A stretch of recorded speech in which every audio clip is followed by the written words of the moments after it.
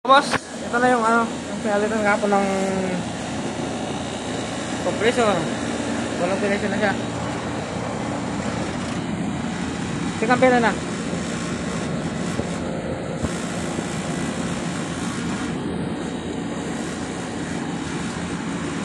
Tingnan natin yung perahin niya.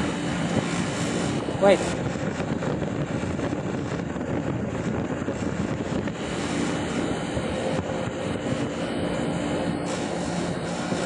Hina.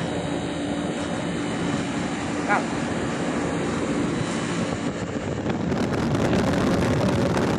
Ito yung kapasitor. Nagpalit tayo ng ang dati niyang kapasitor ay 40 microfarad. So para ma-reduce yung kanyang ampere, iwas sa high ampere, nagpalit tayo ng 55 microfarad dito. 55 microfarad. 50 plus 5 microfarad. Yan yan? Ayan.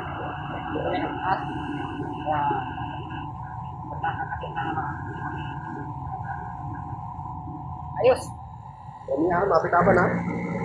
Pagkabisan niya.